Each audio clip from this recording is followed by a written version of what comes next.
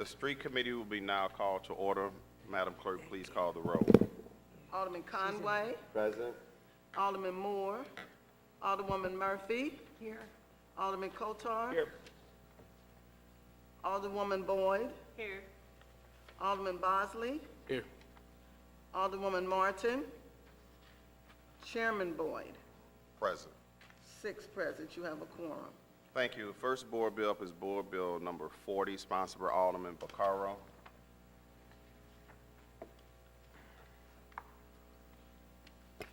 Thank you, Mr. Chairman, members of the committee. I do have, because there were some changes made, we can call it a committee sub if you want and do it next, vote it out next week, or I can just make changes. Oh, let me have one myself, I'm sorry. And it's just that I didn't get this until like first thing this morning, like just now. But let me go over what, and the changes are mostly in the numbers. You'll be able to see in the marked up copies. And Noel, where was that? The attorney is supposed to come up here with me, but I guess he left. I can do this. Anyway, then it's mostly in the numbers. All this bill is asking to do is, if you get a parking ticket or a parking violation, and you believe it's not a fair violation, they will give you a court date. The challenge is whether or not that court date is quick enough for that ticket not to double. So there's always that fear that, gee, if I challenge this, that $15 ticket could be $30 or $60 by the time I appeal it. And so a lot of people pay it, figuring, well, I don't want to take that chance. All this does is offer them the chance to be able to appeal that without the ticket doubling. If they lose, they have 10 days in which to pay the original fine. It's just that simple. It's nothing tricky in it. It's not meant to hurt anybody. And in fact, here's Noel. He can help explain these different the line item changes. But the gist of the bill is simply that it gives people the opportunity to appeal. Like, it would be no different than if you're going to have jail time and they say, well, if you appeal it and lose, then you're going to be there twice as long. It's just not fair. You have the right, you should have the right to appeal stuff without being penalized to make that appeal. And I'll have our attorney go through the line item changes. That might be simpler, Well, wait a minute, if that's okay. because we're not going to discuss the committee substitute because it was not submitted. Well, so what I'm going to do is we can either, the way we thought we would do it, rather than do it as a committee sub, do it as amendments to the original. Okay. So he lined out this, and we thought, well, we would do, and I'm fine either way. We can do it as amendments to the original one, but I would also need his help because like I said, just got it. Or if you want, we can discuss the committee sub, which just has a few, and the changes are just in the numbers to correct it. What does that mean? The change in the numbers? In the ordinance numbers. City code. Oh, Yeah. There was a reference to city code that needs to be changed to ordinance numbers would be one of the things. So we can do it either way. We can do it as making changes to the original, or we can discuss it as a committee sub as a whole, and then, I guess if I wouldn't mind trying to get it out, so maybe we'll just do it as making changes to the original, amending the original. right. Nolan, can that be done with just one amendment? If you guys vote on that, yeah, with the amendments made on it, that you guys can vote on that today with the changes done to it, yes. Okay, let us get the is that something you can work on real quick? I have the red copy, but I put committee substitute at the top, which I can't see being an issue because it didn't have the 24-hour Right. notice on that. So if you guys just want to go directly, I can walk you through the changes that were made on this, or I can hand it out. I'm more than happy to hand it out so you have an idea of what it looks like, the changes, or I can just go through and read the changes that were made on this document. But the only change you're saying is the ordinance number. The ordinance number, I believe there was in, In line 2, page 1, you're going to change that to ordinance 62101.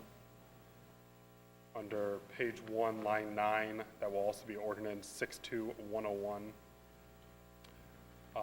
And then there is actually a adding of section 1, because it did not clarify what was being amended in the actual, after the therefores. So for clarity, there was a section 1 added, moving everything down. It says section 1, amending ordinance 62101 to add the following language as its own paragraph. You added a severability clause before. Correct. There will be a severability clause on Yep. section 4. Why don't we just get an amendment done to the bill? If you want it done, passed out today, we can have another hearing next week. Or, say, yeah, we have another hearing next week and do it next week unless it's an urgent matter. It's not necessarily an urgent matter. Okay. So do you want to do the committee sub, hear the committee sub? Yeah, let's just come back with a committee sub, or you can do an amendment right now. I mean, he has to leave and come back. Amendment, I have another bill in front of me. Okay, so I can have you'll go him. do the amendment. In the meantime, we're gonna have a speaker come up. We have Jared Boyd from the Treasurer's Office here to speak against the bill. And so he's just going to take out the committee substitute part, and then it'll be the same, it'll just have the committee sub You take know out. how to do an amendment? Through the The format? I'm still learning that whole process. Okay. So why don't we just hold this in the substitute, but we can finish talking about the bill. Okay, I'm confused by what you're asking, but, Okay.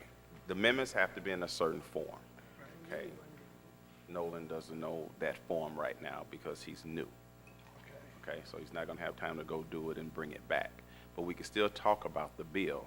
Okay. Then you can bring it back as a substitute or with amendments, however you wanna do it. It's probably easier just to have another hearing and do it as a substitute, right, okay? okay. But let's finish talking about the bill. We're gonna have Jared Boyd come up from the Treasurer's Office. Oh, Good morning. How are you doing? Thank you for allowing me to speak on this issue. Before you, you have a letter that I submitted to Alderman Vaccaro in response to Board Bill 40. And I think it's pertinent for two reasons. One, Board Bill 40 seeks to solve a problem that really does not exist. So in 2015, we extended the time that everyone has to pay tickets before a penalty is assessed at the parking commission level from 14 days to 21 days. So it's now clear on the back of a ticket, if you turn to the back, the last page of the letter that was submitted, no one receives a penalty on a ticket until the 22nd day. So that's the first issue. And two, if you contest a ticket within that 21-day period, the Parking Violations Bureau freezes your ticket. So you are not assessed a penalty if you have challenged that ticket before that penalty period. So if you challenge it on the 20th day, yet you set a hearing for 40 days out, you are still at the penalty, you are still not assessed a penalty. So the first point is the bill is seeking a solution to a problem that doesn't exist. Two, rate changes are initiated at the parking commission level. The Board of Aldermen certainly has the ability to determine what type of emergencies exist for certain violations. So say parking near a fire hydrant. That's a Board of Aldermen function. But in terms of setting parking rates, that is initiated at the Parking Commission level.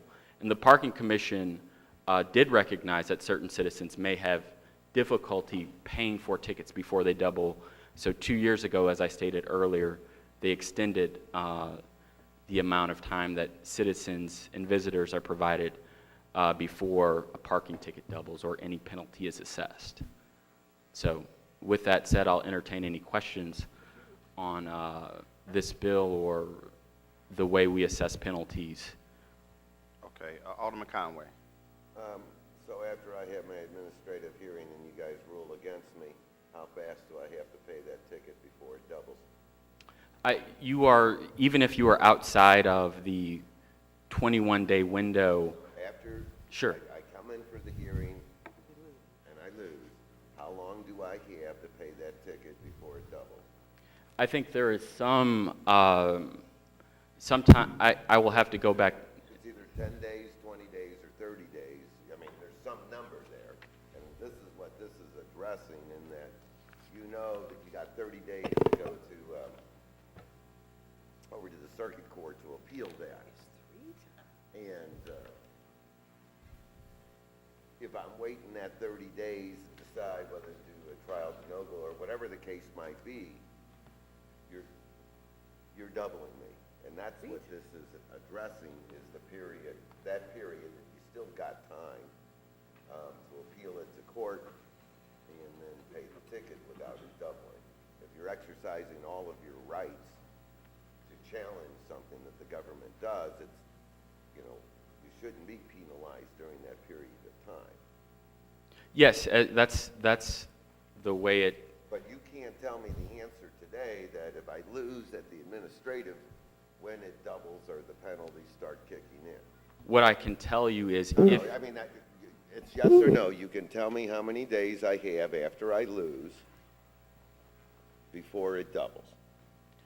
what I can tell you is that if you challenge a parking ticket within the 21-day period Right, that's I'm set forth talking- by my the parking question- commission, Mr. Judge, my the ticket is question frozen until you have that appeal. And if you lose on that appeal, even if it's outside of that time period, you are not assessed a penalty as long as you challenge the ticket within that 21 days. But when I lose that appeal, how long do I have to pay the ticket before it doubles? I will go back and look, and I will provide that information to the committee. Okay. But as I stated before, if you lose and you've challenged it, you are not assessed a penalty even if you lose. But do I pay on the spot, or do I get 3 days, 5 days, 2 hours? I mean, that's what we need to know. You done? Now I'm finished. Okay. Alderman Murphy, No questions, that was mine. Alderman Coulter. Hey, Jared, thanks for being here today. You asked for Alderman Moore. Oh, I'm sorry, I didn't see Alderman Moore. You snuck in here on me. Let me back up. Alderman Moore. No question. You weren't on a roll, Alderman. I'm sorry, I didn't see you sneak in. I am too. Okay, thank you. Go ahead. Thank you, Chairman. Jared, so I guess my confusion, and thanks for providing the copy of the ticket with your letter, because this is actually quite helpful. So, under the rules on your ticket, you've got 30 days to contest your ticket, right? So if I go, right now, if I'm parked on the street and I get a ticket, I've got 30 days to contest it. And that's that's to contest my whatever parking violation or alleged parking violation. Presumably, it's a $15, what's your base fee or fine now, $15? Yes. Okay, $15. All right, so within 21 days, penalties start kicking in, is that right? That's correct. So your penalty. No, I'm so- sorry. On the 22nd day, a penalty. On the 22nd day? Yes. But so when we say penalty, that means the $15 ticket doubling, correct? Correct. Okay, so on day 22, my $15 parking ticket for whatever alleged violation becomes $30. Correct. Right? But I still have not exhausted my 30-day window to appeal that ticket, correct? Correct. Okay, so if I appeal on the 30th day, I'm now appealing a $30 violation instead of the original $15 violation? Correct. Okay, so I think that's what this bill is attempting to address. And now, the Alderman from the 8th raised a whole other issue regarding your administrative rights and trials de novo, and that's a whole separate topic. But this seems to be sort of put citizens in a tough spot. So you've given me 30 days to appeal, yet you're starting the meter and doubling the fine before that 30 days even runs. So while I'm supposed to still be weighing whether or not to file an appeal and go through and exercise my administrative rights, you're doubling my fine, correct? Yes, in the sense that between the 22nd day and the 30th day, there's notice that you have 21 days to pay prior to a penalty being Well, assessed. okay, and I get that, but so you're penalizing people prior to them being able to exhaust their administrative rights. That's where I have a problem, and I think that's what this bill is trying to address. I respectfully disagree with regard to how the bill is addressing the issue. But if you exhaust your administrative rights and you are vindicated, then you don't have any penalties assessed. Right, I get that. But if I exhaust my administrative rights and lose, which is the likely outcome, I mean, it's pretty easy to prove whether or not someone parked illegally or not. It's not a difficult burden for you guys, and I understand that. But if I exhaust my administrative rights, I filed my appeal on day 28, not even day 30, and I ultimately lose months down the line, I'm now paying a $30 violation instead of the original $15 because I didn't make my decision by day 21. Is that right? So you really have 21 days to appeal, not 30 under this. Well, you have 30 days to appeal, but you have 21 days before a penalty is assessed. And I get that, but that, again, so I guess here'd be my question. Assuming this board bill, what is this board bill, 40? If this board bill 40 wasn't in front of us today, would the treasurer's office be open to changing the time frame when that initial penalty is assessed, to maybe change it to day 31? So then a citizen who gets a parking ticket can have their whole 30 days to make up their mind of whether or not they want to exercise their administrative rights. If they choose not to, on day 31, that fine then doubles. Is that something your office would be open to? I would certainly not only have to consult the treasurer, but I'd have to consult the entire parking commission, because the fine structure is set by the parking commission by state law. And that's the other part of this letter that I attempted to address earlier. Any alteration to our fine structure is done not by the treasurer, but by the parking commission, consisting of the comptroller, our chairman of the street department, the treasurer, and the director of the streets division, and our parking administrator. So Right. that's a decision that has to be made at that level, one, and two, as I stated before, we've pushed that date back before, so it's something that we've done, and I will convey that message to them. But I again would emphasize that the parking commission is the proper vehicle for trying to effectuate this type of change. So I guess when we talk about fine structure, is it your opinion that dates are included in fine structure? Because we're not talking about changing the amount. We're not talking about changing, making the $15 violation a $20 violation and then doubling that to 40. We're simply talking about adjusting dates, not the amount of the fines. So does this really go to the fine structure? I would think this does affect the fine structure. As I stated before, the amount of the penalty is a fine in and of itself, and that was adjusted in citizens' favor by the parking commission. So based on my interpretation of the statute and precedent at the parking commission, I would say that yes, this requires parking commission action. Right. I guess we're talking, it sounds like we're kind of talking past each other, but I just ask this. Would you agree that we're putting citizens at a bit of a disadvantage by doubling their fine prior to the date, to the deadline for them to appeal? Do you believe that that is fair to citizens? I think there is fairness to citizens because they have the opportunity to not only adjudicate the fine, but if they are, as I stated, vindicated, they don't have to pay the penalty either. So Right. I think the ability to get rid of both the fine and the penalty within that 30 days does provide them with some backstop of fairness. Okay. All right. No further questions for this time. Thanks, Jared. Okay, Alderwoman Boyd. My question to you, Mr. Boyd, is could we have the parking commissioner come in to speak to us in regards to this? Since you said you can't respond on the questions that Alderman Cody asked, so could we have them come in? I will speak to each of them individually. We typically meet, or the parking commission meets on the second Thursdays at 10 o'clock. So we have another meeting on June 8th, and it's something that I can bring to their attention. Okay. That's all. Alderman Bosley.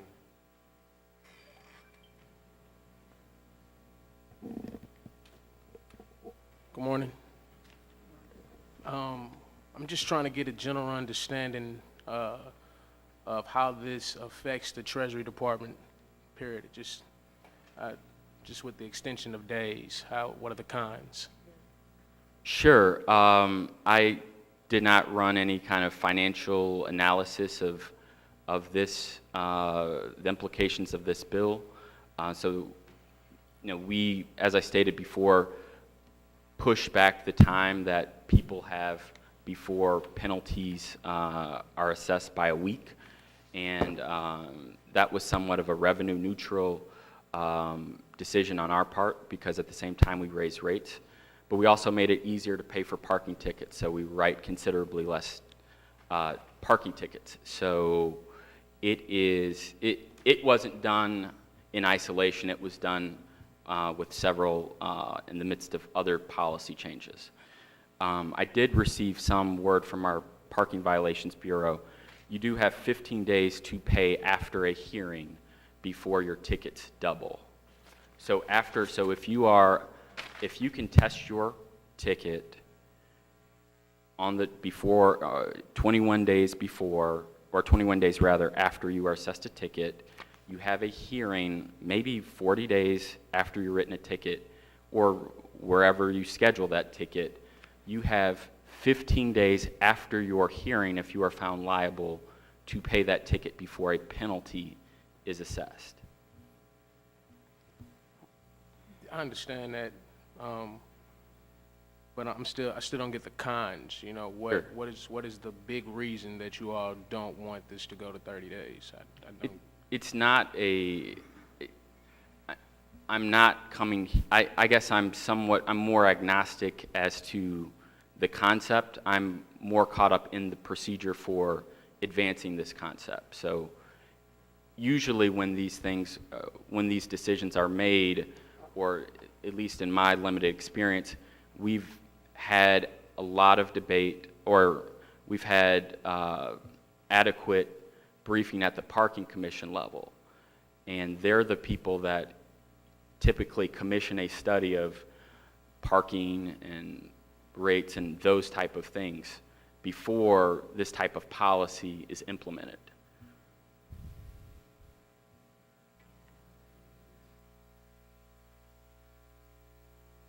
Once again, I still don't understand how 8 days would make a big of a difference.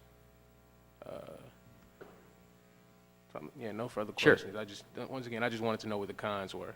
So, thank you. Alderwoman Martin. So I'm not quite sure this is a question, but when you're saying that they have 15 days after the hearing before it doubles, it would really be tripling, because if they appealed outside that 21-day window, it's already doubled. So then we're talking triple after that, correct? No, that's assuming, that number is assuming that you have appealed within the 21-day window. So your fine, it would be 15 days in terms of going to a different penalty status. So if Correct, I understand, but at that point, if you appealed outside, say you appealed on day 23, then it has doubled. So then you have, say you lose your appeal, then you do have, if you don't pay within 15 days, and now we're talking about a tripled ticket. Yes, so for the any initial person, amount. so for any ticket that, at the point in time in which you appeal, your ticket is frozen, or the violation status is frozen.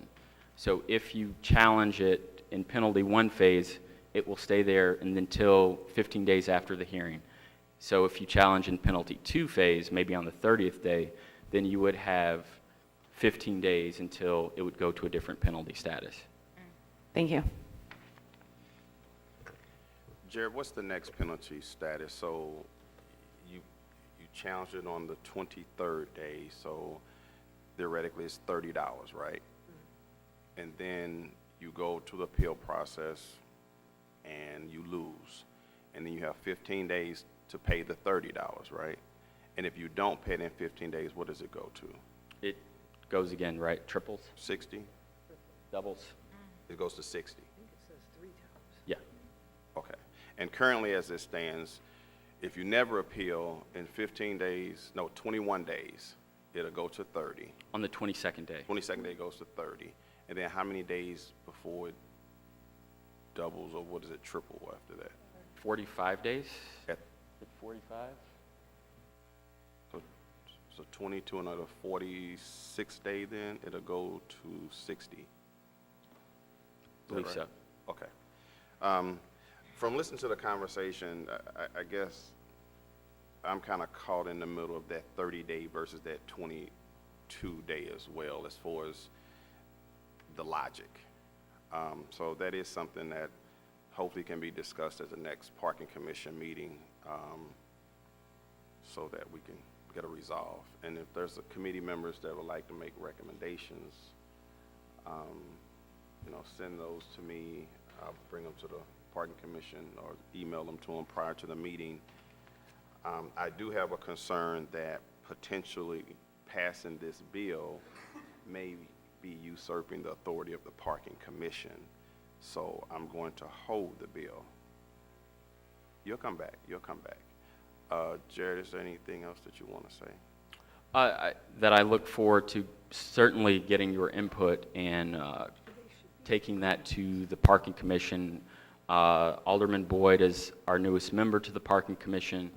We look forward to working with him. But I do share Alderman Boyd's sentiment that I didn't come here in staunch opposition to the bill. I came here trying to raise some procedural issues. We weren't really involved in writing the bill or consult it, so we're more than willing to answer questions about our procedures proactively, and like I said, making sure that we follow state law and make sure that those issues get addressed at the Parking Commission. So thank you again. Okay. And as a side note, Jared, when we're discussing parking-related issues, it would be helpful if we actually have the parking administrator or whoever technically knows everything to be present, so you don't have to text and do all this other stuff and get caught off guard. All right. Okay. I just want to answer a couple things. One, people get parking tickets and they blow off the window and you get notification by mail, and that does not happen within the 21 days, so you're screwed if you didn't get it. The other thing, if we were sitting here discussing fines and fees doubling, tripling, and this is the payday loan company which does that, we would be out there saying this is an outrage, this is just craziness. So if you go, which we just passed a bill here charging payday loan companies $5,000 to operate in the city of St. Louis, their fees don't even equal this. That if you don't pay your payday loan fee, it doesn't start doubling and tripling and quadrupling, So, I'm just saying, we need to take full advantage, and I am glad that we had the discussion, because there's some stuff that I got enlightened on myself. But I do think that full 30 days needs to be in there, maybe even more than that. And I don't know, I don't like the idea that these things double and quadruple as fast as they do, because, again, if we're talking about a payday loan company, we would all be outraged if we said, but it's okay for a payday loan company to double and quadruple what that rate is in a short period of time. So I'm just saying that all I'm trying to do with this bill is, I'm not trying to hurt the parking division. I'm just trying to help the people that we represent in trying to make this a fair deal for them. And if the number that they lose in money over a few days is that high, then there must be a real issue here, because if that number is that high, then what they're saying is these people are getting doubled and tripled and quadrupled. If they're not, if the difference of the 8 or 9 days shouldn't make any difference, if we're treating people as fair as we can treat them. You know, and again, this isn't against the treasurer or anything, it's just that I see this, I see what we discuss here, and just the fact that it just goes crazy like that, you know, and doubling and quadrupling, it just seems like it's a usury thing. I wish I had that capability to give you a bill and say, you got, 14 days to pay me, and every 6 days after that, I'm gonna double it, triple it, quadruple it. It's just gonna keep doubling and doubling and doubling until you pay me back. What's the difference between that and what we were fighting against on the payday loan companies? But anyway, I'm glad that we're holding it, because I did learn a lot myself in this. Okay, And I appreciate your time. thank you. I don't know if anybody had questions on me, or, Anyone have any questions on the committee, Alderman Vaccaro? Okay. thank you, and thank you for listening. Jared, can you come back real quick and clarify something? On the fees of doubling, they don't double in perpetuity, do they? No. So what's the maximum? The third, there are only 2 penalty phases. There's a second penalty phase and a third penalty phase. So the maximum that somebody would pay would be what? Third penalty, so it would go from 30 to 60. Okay, thank you. Chairman, could I ask another question? You want Jared a question? No. Could I ask Jared a question? Okay, Jared, I'm sorry, we got, Alderman Coda would like to ask you a question. Thanks. Real quick, I'm just looking at the city code relative to appeals. Do you guys have written policies and procedures regulating, I guess, the appeals process that you've promulgated beyond what's in the ordinances? I think they are, we do have an administrative procedures Okay. guide, Do correct? you think you could provide us that? I'd be Yes. interested in taking a look. Thanks. So, I mean, the Alderman from the 8th Ward alluded to this. I mean, now that we're on this subject, I'm seeing an issue not only with the disparity between the 22-day time frame for when your fine first doubles and the 30 days you're given to exercise your rights under administrative law, and then at the end, so say you go through your hearing process and the citizen is unsuccessful. You mentioned, what is it, you have 15 days to pay that fine then before it doubles? Before it goes into the next penalty phase. Okay, and I don't know, I gotta look at state law, but do you know how long you have to appeal to circuit court? Is it 10 days or is it 30 days? I don't know. No, that's something that's set by law, and I think it's a much longer time period. Okay. It might be a year or something. I don't a year or believe 2 it's years. that long. I think it's at most probably 30 days, but we'll have to look into that, because I'd also be interested in making sure that, at that point, at the point that you've lost your administrative hearing in front of your administrative commission, that you then have whatever time is set by state law to properly appeal before your fine is doubled, just to be consistent and to be fair. I mean, I really don't think people should be penalized prior to the time frame for them exhausting their administrative rights and their rights in state court before that deadline. But I think that's a larger topic of conversation for another day. Thanks, Jared. All right. The next board bill we will hear is Board Bill 42, sponsored by Alderman Vaccaro.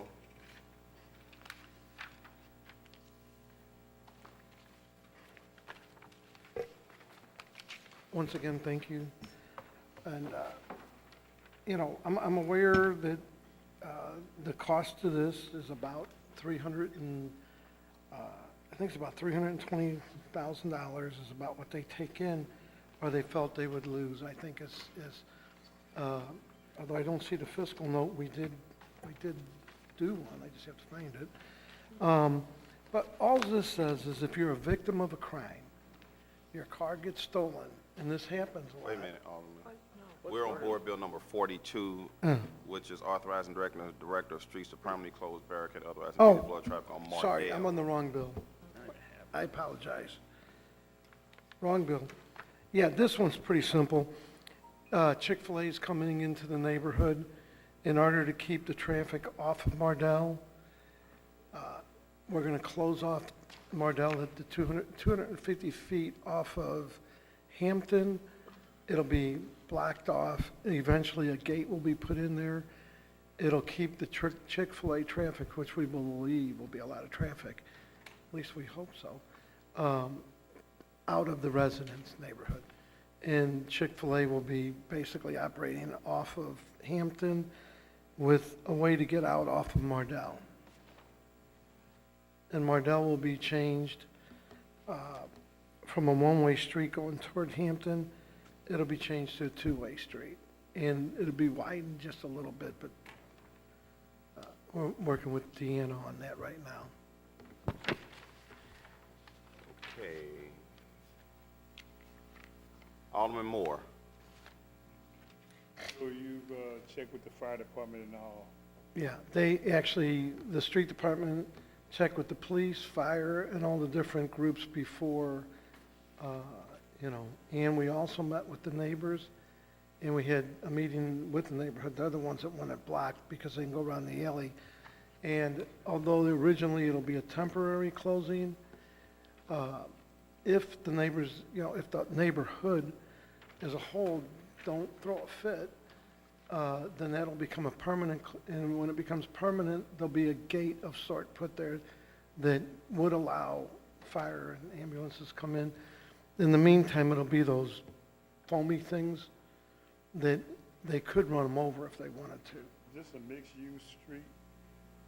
The commercial and residential? Well, yeah, it's got about, I think there's probably 12 houses roughly on the street.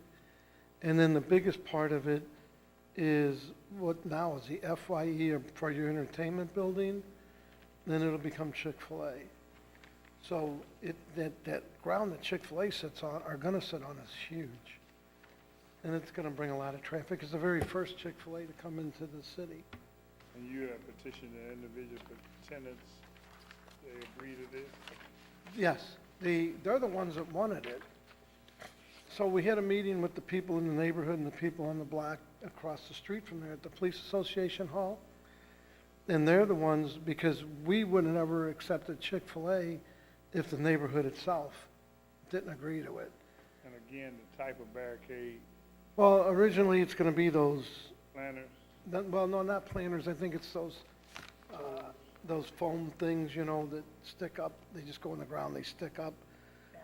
They're not really ballards, they're like made out of a plastic. You see them, they're using them a lot more. They're like white-looking things that stand up, stop them? and they're like, I think they're plastic or What are styrofoam. you gonna put up permanently? Permanently would be a gate. You gonna gate it?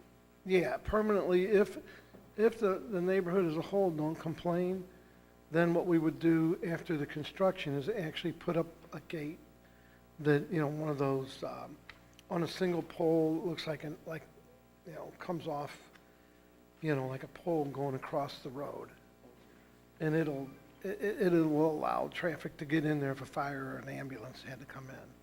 That's all I have. And the reason for the foam things or plastic, whatever, they can be run over if they had to be.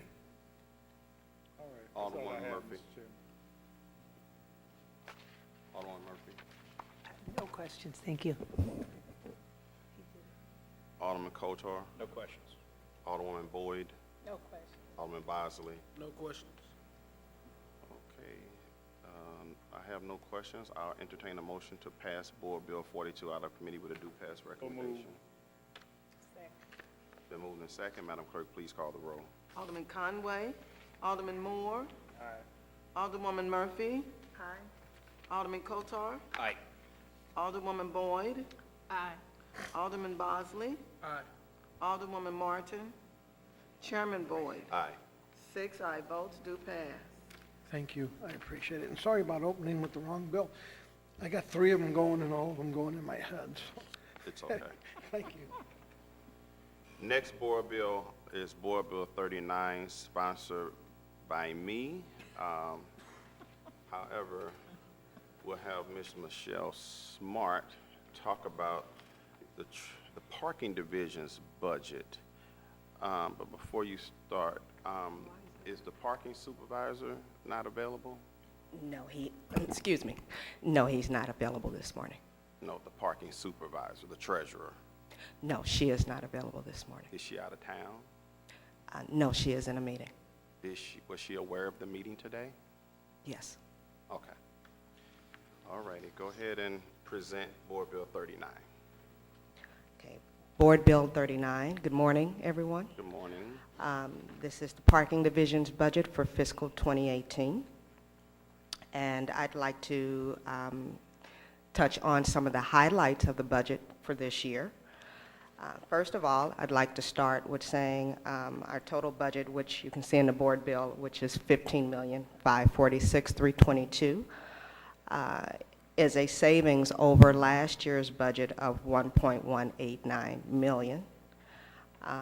And the main factor for that amount of savings is the fact that we have refinanced, did a refunding of our debt structure, which has contributed to a savings of $1.4 million within the year of fiscal 18. I'd also like to highlight one of the other major points of the budget as it relates to the 40% that the parking division has historically given to the general fund. As state statute states, we are supposed to give up to 40%, and I'd like to emphasize that we have given the full 40% within Ms. Jones's administration since she's been treasurer. And so as a result of this budget and the savings that we are projecting a $1.2 million transfer to the general fund for the 40% for fiscal 18. That being said, wanted to talk a little bit about some of the other highlights within the budget, unless anyone has any questions about those two particular items. We'll just go ahead and go through your presentation, and we'll Okay. ask questions at the end. All right. Also would like to emphasize that we have budgeted for a 2% increase in our revenue over the previous fiscal year budget.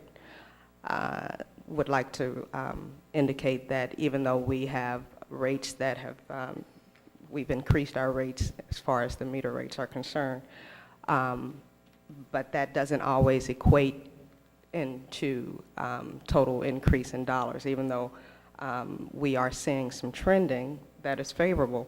The number of tickets that are being written are actually going down, but due to the technology that we have in place and some of the options now that people have to pay for parking, since we have instituted the credit card options on the street.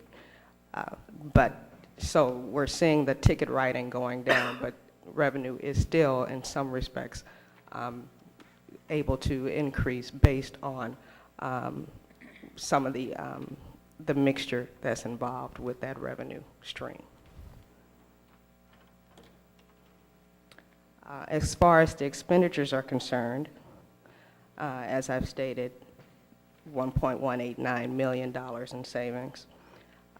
Other items, other than the debt refunding that I highlighted at the beginning, we are going to have an increase in our payroll of $65,000 this year. And that is mainly driven by a couple of factors.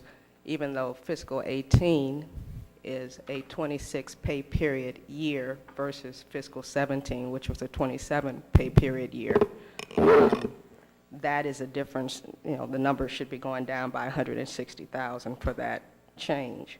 But what we have taken the opportunity to do is the fact that our parking enforcement officers needed to be brought up in comparison with some of their local counterparts, such as U-City and Clayton, their hourly rates were not compatible or competitive with those markets. So what we've done is instituted some rate increases there, also to try to prevent additional turnover that's going on in that area. So that is an increase that we've put in the budget to offset that decrease in the 27 pay period of about $91,000. We also brought all our full-time employees up to a competitive wage of $12.12 an hour. We had a few people that were below that range, and so we brought them up, and that contributed to an increase of $31,000. We also have merit increases planned this year that relate to our full-time employees. That's tied to performance appraisals that are still in the process of going on. And so we have a pool of money scheduled for that of about $50,000. And we also have put in 4 new part-time positions within either our garage facilities or within administrative roles that contribute to about $51,000 in an increase. All of that together pretty much accounts for the $65,000 increase that we have budgeted for the salary section of the budget. Other items I'd like to highlight. Of particular interest, we have tenant improvements in this year of about $50,000 on about 3 of our leases. As you know, we have several properties that are being managed by Gershman. And within those leases, those tenants have the right to exercise various tenant improvements within different increments of their lease. And so even though those tenant improvements might not occur, we rightfully should budget for them because they can exercise that right. And so that's $50,000 there. We would also like to indicate that our bank fees, which is another large line item in our budget, because of the fact that we are offering the different payment options with our meters and within our garages, the credit cards have been steadily increasing in terms of the fees because people are exercising that right. But one of the things that we're looking to do to combat some of those increases, we are looking to hopefully join some forces with other city departments like the airport. We're in the process of discussing different options that we could possibly join forces in order to get more competitive rates from some of the merchants, as well as looking to possibly bid out the services to see what other type of better rates we could get from merchants. We currently use Chase, but that can change depending on if we can get more competitive rates that will allow us to continue to grow this area of our business, which has really been accepted quite well by our patrons. But at the same time, we need to make sure that we're conscious about the cost.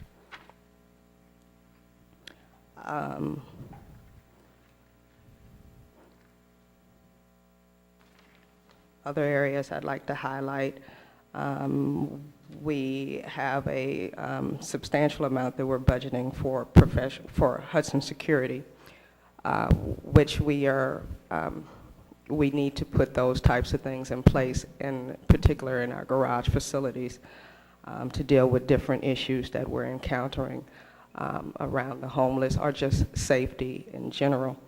And so you will see that in previous years, we've had larger amounts in professional services, but we are reclassing that amount to health and safety.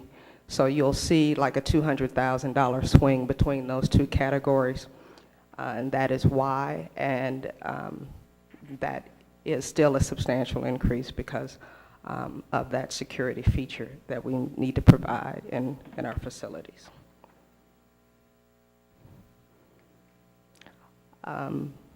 I'll just stop there because I think those are the major highlights of our budget. But again, I'm glad to entertain any questions that you may have at this time. Okay, thank you. Alderman Moore? Yes, I have a question that's not about the budget. Who's in charge of putting them little parking boxes out that's collecting money? Parking boxes? Those little box with the P on it that you go and put your money in when you park? Oh, you mean the park stations? Yes. That is part of our new technology. We have multi-station. Get some more, because y'all walk me to death trying to go and pay. Those were strategically placed, and but yeah, we've been getting good feedback about those. Okay. Keep up the good work. Thank you. It's not all bad. Alderman Murphy? None at this time. Alderman Kotar? Hi, good morning. Good morning. Hey, thanks for hitting on some of those items. A couple of those are ones I had questions about. Health and, I'm looking at your budget. I'm assuming that health and safety number, that's the Hudson Security contract you're referring to? Yes, that's the reclass between, if you look at the professional services below that, you'll see a swing in those numbers. Okay. In terms of professional services, what do you guys classify as professional services? I see you've got that, and then you have legal services as a separate line item. So what are professional services? Professional services include things such as our Brinks services that we use for coin, the process that we use to count and deposit the coins. Also, When you say to count, is that to take them out of the meters? well, when our outsourcing company takes those coins out of the meters, they take them to Brinks, and Brinks is a federal depository. Okay.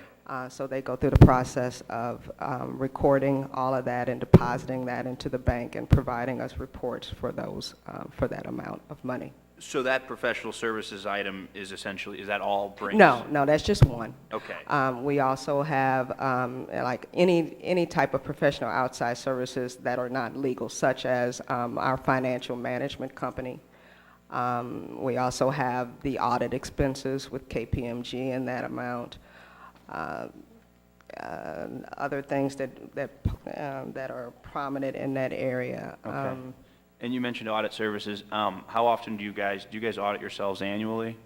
No, this is with, yes, it is annually with KPMG. Right. KPMG conducts an Yes. internal audit for all of you? Yes. Okay. So have you did one for this fiscal year, for fiscal year 17, is that done? Fiscal 17 will not be done until it starts in September. Okay, gotcha. Could you provide us a copy of fiscal year 16's KPMG audit? Sure, we have it. Okay, great.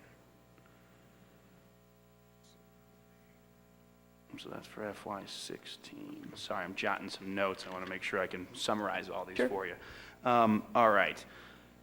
I'm looking at this document that I believe you guys provided, which appears to be your total parking divisions for 15 through 18.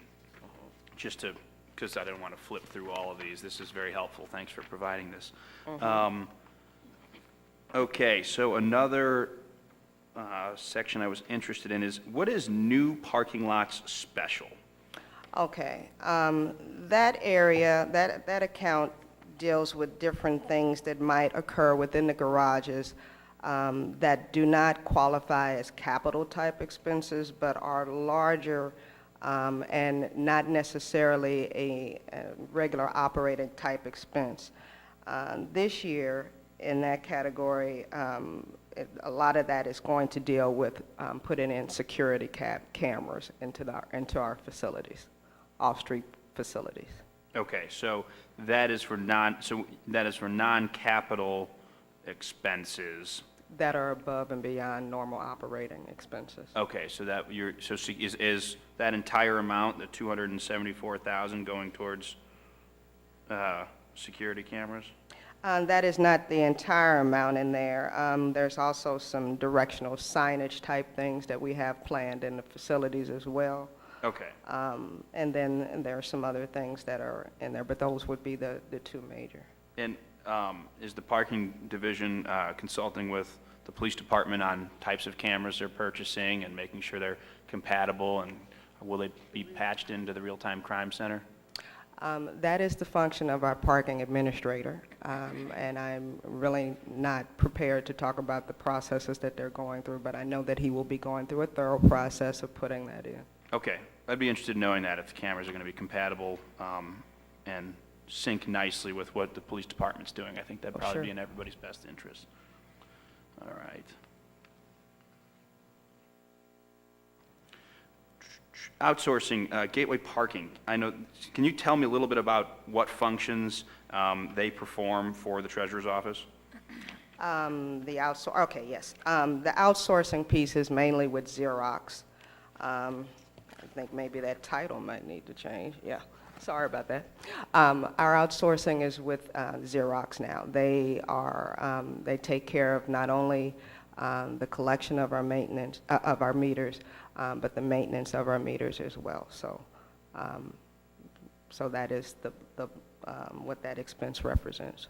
Okay, so Xerox, and do they operate under Xerox, or do they have a subsidiary that, is it Gateway Parking? What is Gateway Well, Parking? Hudson and Associates, which Gateway is a piece of that, is under the Xerox umbrella. Okay, so Hudson and Associates, is essentially a subsidiary or something of Xerox? They're subcontractors with Xerox, but the contract is with Xerox. All right. Okay, and so they handle collection, maintenance of the meters, is that correct? Mm-hmm. Okay. Yes.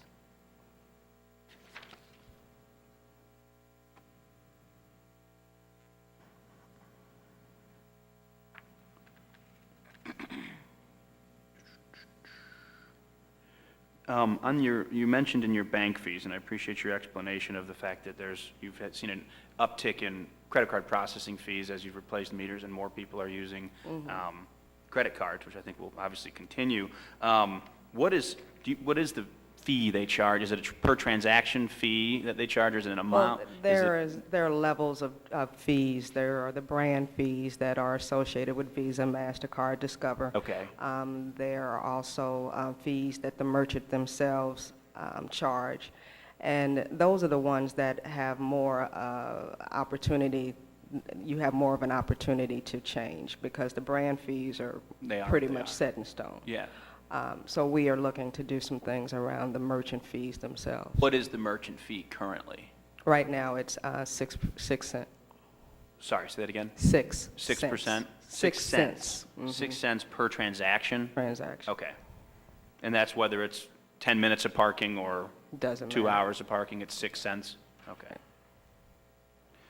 So is that, when you use the parking app, there's, I think, a flat transaction fee, isn't that right? Yes, it's 35 cents. 35 cents? And so are you baking in those, so where is that fee going? Is that Well, fee accounting for? that's separate from under, that's a separate fee that's not under the Chase umbrella. So that's directly with Park Mobile, which is the app that we've chosen. So that transaction fee, that 35 cents per transaction that consumers see that's basically for Park Mobile for you to use their technology. Is that how Park Mobile gets paid? Yes. Okay, and what is that number per year? What does that transaction fee add up to?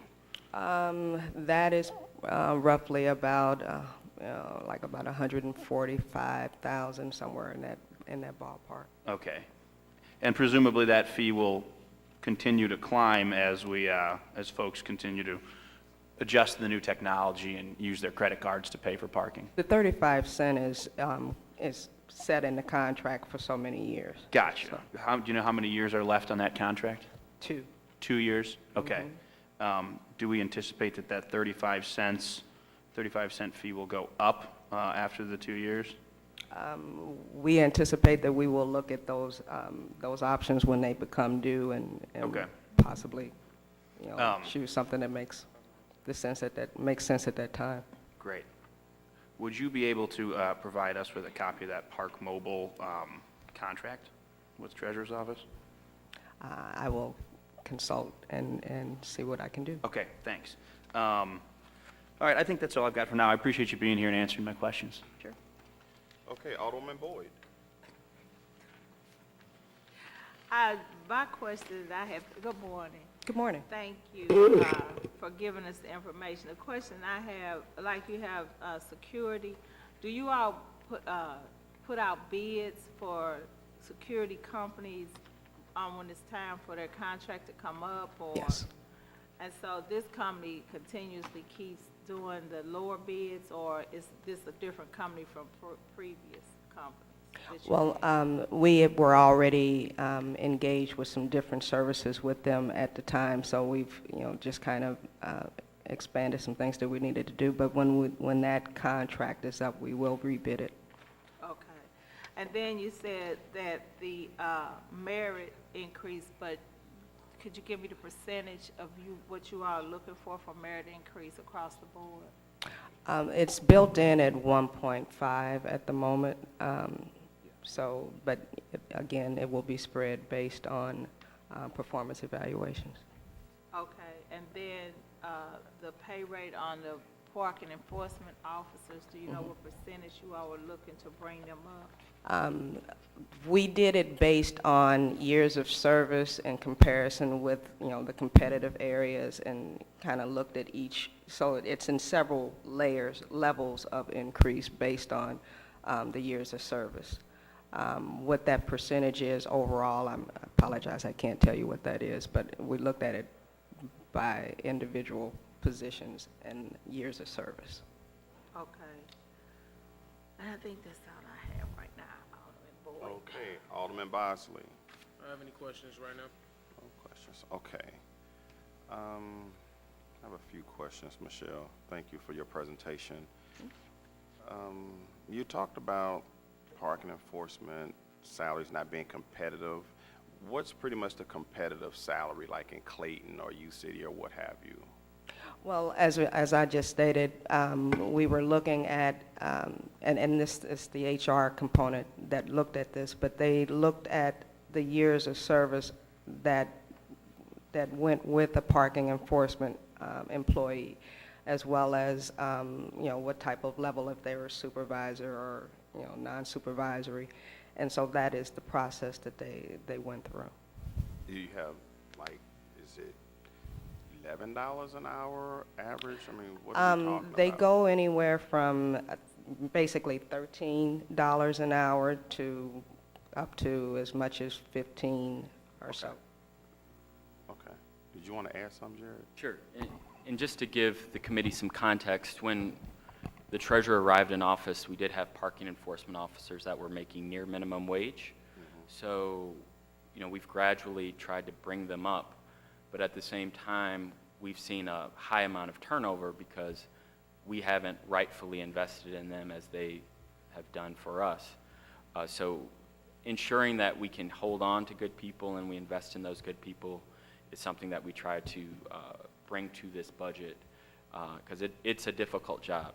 They have to go outside when it's cold, they have to go outside when it's hot, and to bring them up to $13 an hour and hopefully more in subsequent budgets for the people who start, hopefully will let us hold on to some of our good people that, even though the economy might be shaky, they do find better opportunities. Do you know, Jared, on average, I mean, like, what is U-City, all these other surrounding municipalities, what do they pay their parking enforcement around? I think about $15 an hour, but it does depend on how long you've been there. Does it take a lot of experience to be able to write parking tickets? It helps to have experience. You can learn how to write a parking ticket, and some of it is how quick you're able to kind of learn how to use the new technology, because you're using essentially a smartphone when you use the parking enforcement. And there are, there are run-of-the-mill parking meter violations, but there are some tickets that are written less frequently that do require some interpretation and some level of sophistication. Those are, like I said, less frequently written than the parking meter violations or the street cleaning violations. Okay, so I noticed there are different, I guess, classes of parking enforcement officers. For example, what's the difference between someone as a T201 and a T207?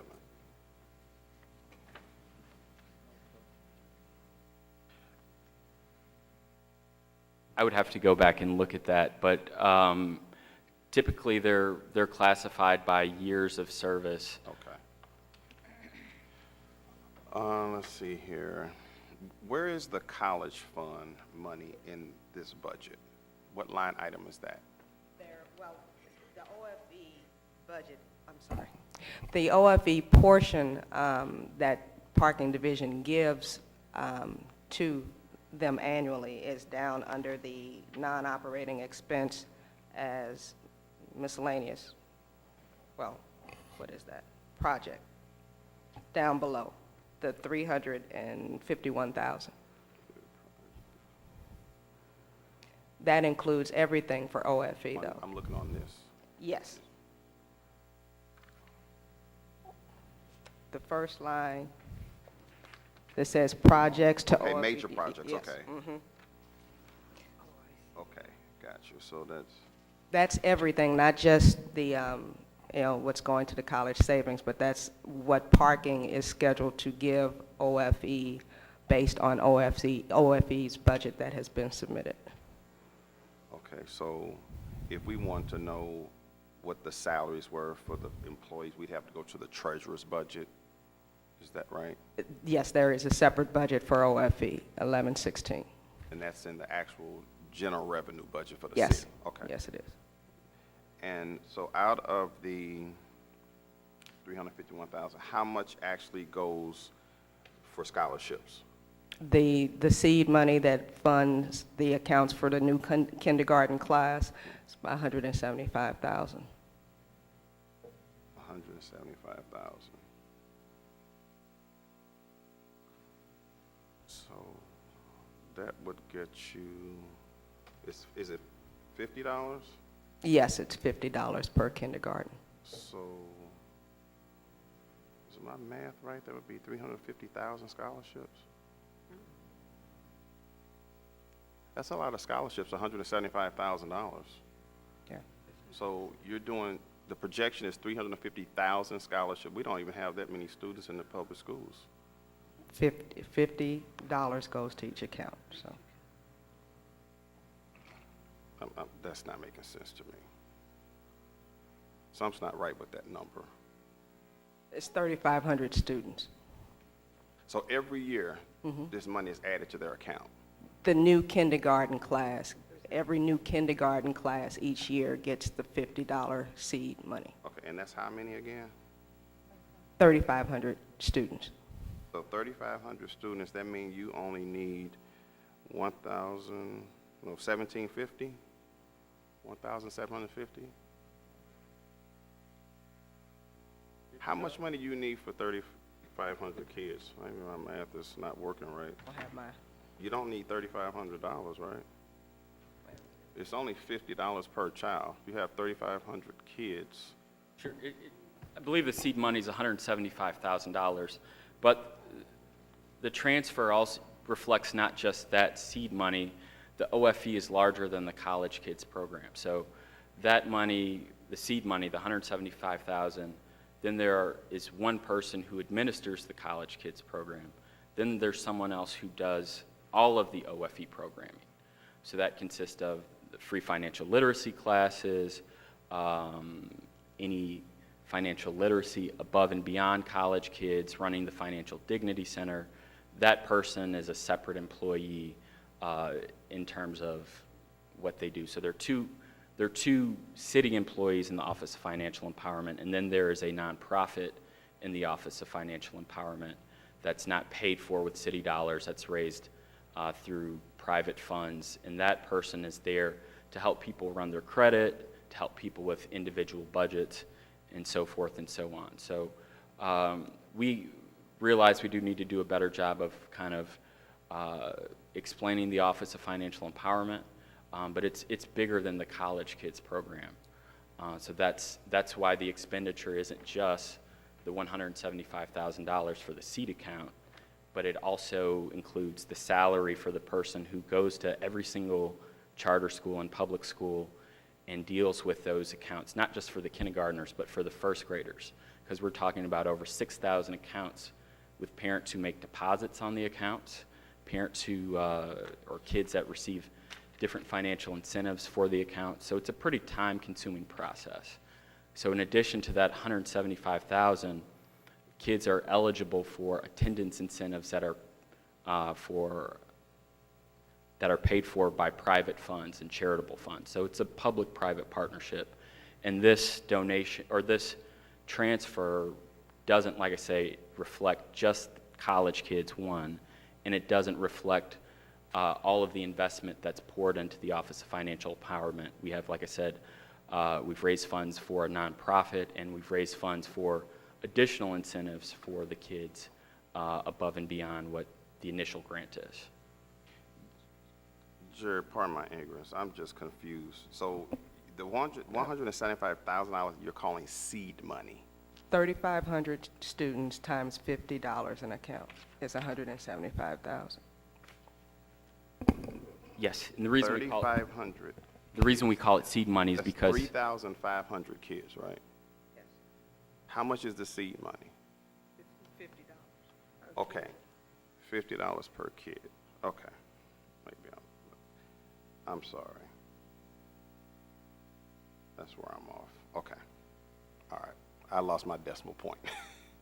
Okay, so then there's 176,000. I guess that's for the administration. Yes. of not just college kids, but the entire Office of Financial Empowerment. And then there are other probably smaller expenses. Okay. All righty. That takes care of that.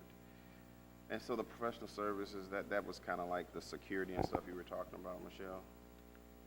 Professional services? The professional services is now in, yes, well, we did the switch between professional services and health and safety. But that's where the security is now in health and safety, where it used to be in professional services historically. Okay, so what's the 315,000? No, 164,000 professional services. What kind of professional services are those? Well, that's why I was explaining that that would include companies such as Brinks, our professional financial management company, Comer, things of that nature. Alrighty, and $315,000 for legal services. You have one of the best lawyers as a chief of staff. You need $315,000? What's that for? We traditionally budget for legal expenses associated with different things that might be in the works, or that our chief of staff has information about. Sure. We do get sued from time to time, and we hope for the best but budget for the worst. But also that number reflects the fact that we are looking at a number of economic development opportunities. So some of that money won't just be in terms of defending lawsuits, but hopefully will go to either building garages or helping with developing parking and other things. So it's not, like I said, just a matter of spending money on lawsuits, but it's hopefully in building parking garages and using our office to help other aspects of economic development going forward. But that wouldn't be professional services? It's, from an accounting standpoint, I guess, legal services. So consultants are under legal? Legal, anything that involves legal fees has always been considered in legal by itself.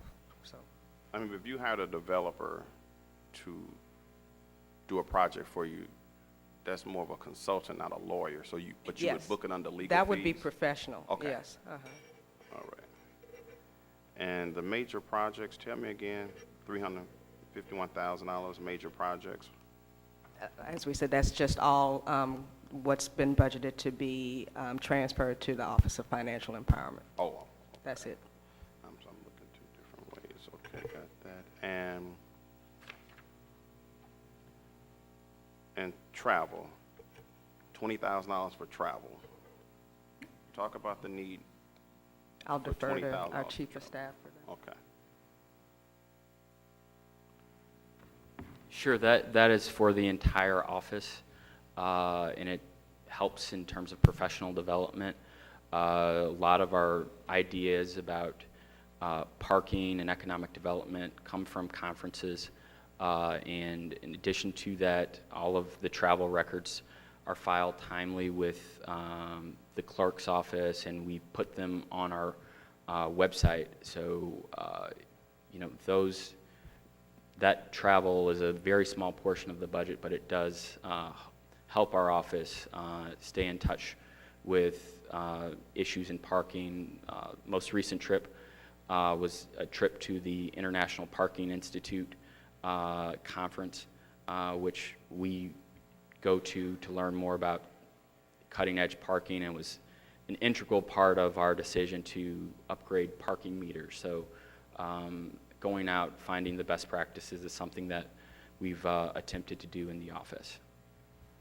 And so the international parking, I can see that being a major conference to go to, but what other conferences are we going to for professional development? Well, other parking conferences, the treasurer takes part in other leadership activities, and all of those. So for instance, she's a part of a leadership program called the New Deal Leaders, and it's a group of local and state officials from across the country, and they talk about best practices for local governance and state governance. And a lot of the programs do defray some of the cost, so she is getting some reimbursement for costs, but they might not cover the entire cost of the trip. So that's where we are. Okay.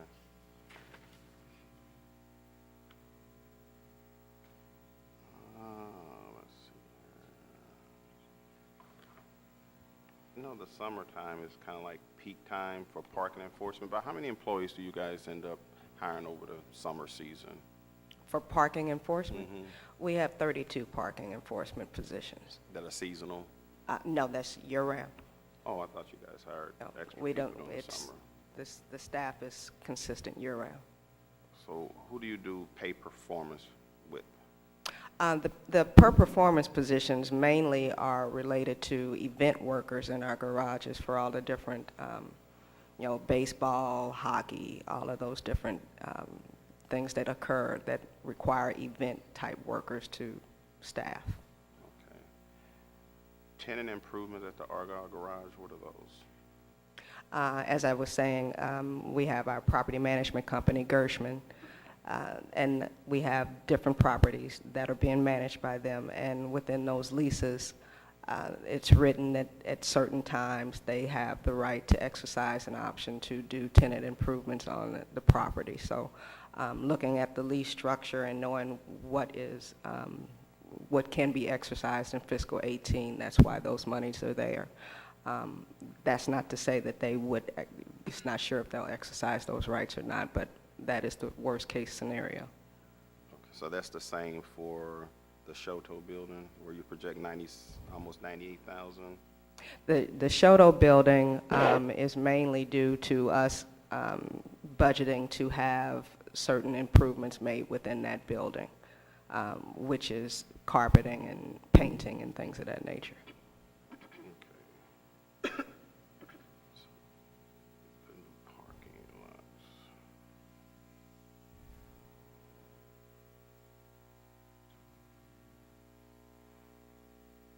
Let me make sure I remember what you said. New parking lot special is a catch-all, that's a budget, a bucket. Things for that just fall outside of non-capital. fall outside of regular operating expenses, but cannot be classified as capital. Your cameras wouldn't be classified as a capital expense? Not necessarily, no. Okay.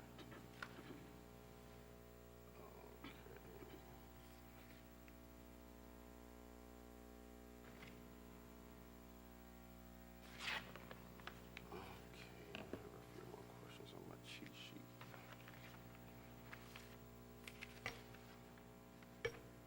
Okay, so Michelle, break down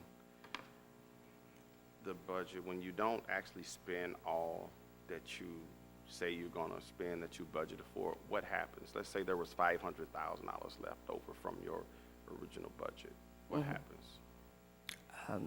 That money just, I mean, we can't carry it forward, so it's not used. What do you do with it?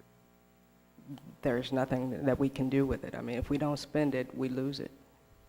You don't put it in reserves?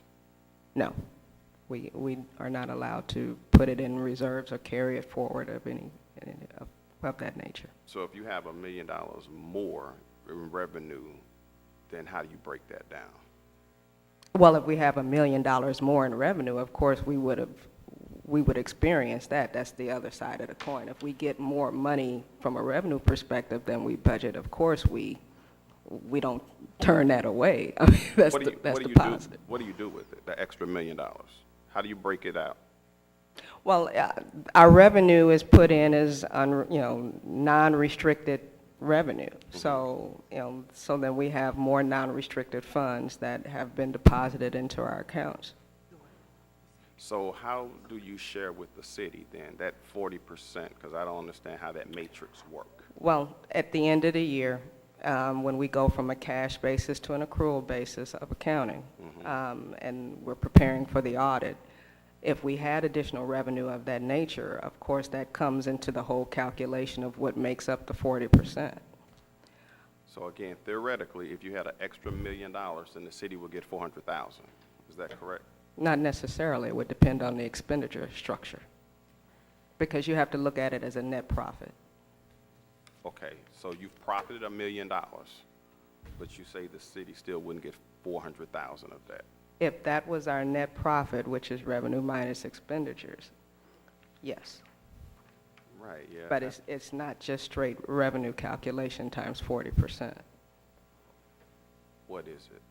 I don't get it. I mean, I just know basic, simple math that if after all my bills are paid at the end of the year, I have $1 million left over, that's $1 million in profit.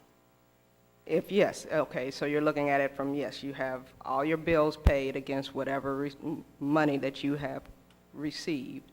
That's your net profit. And so that's what I'm saying as well. We have our revenue structure, we have our expenditure structure, and when we go through the process of converting to a modified accrual, we have what's considered a net position, which is the same as a net income, a net profit, and that is the number that is calculated by the 40%. You go from an accrual system to I'm sorry, I'm so lost. Say that again, because I'm stuck on $1 million. You've paid every expense that you have to pay. You paid your employees, you paid for special projects, you paid postage, you paid all of that. Your budget says we project we're going to spend $18 million is what we're going to spend this fiscal year. And you've paid everybody, and you've exhausted that entire budget 100%, and you have $1 million left over. Yes, that's the net profit, and that's what would be calculated by the 40%. So the city will get $400,000. In that scenario, yes. Okay, all right. Okay, any other questions from the committee? No. We're going to hold this bill.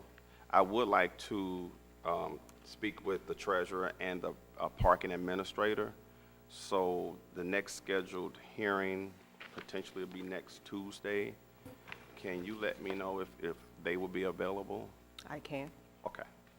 And Alderman Coder, I guess he'll be sending an email. I know he wanted the audit from, I guess, 2016. And then Jared, he'll be sending you those other questions that he had. He should be sending you an email about some other stuff he's looking for. Okay, well, thank you. Thank you. The street committee is adjourned.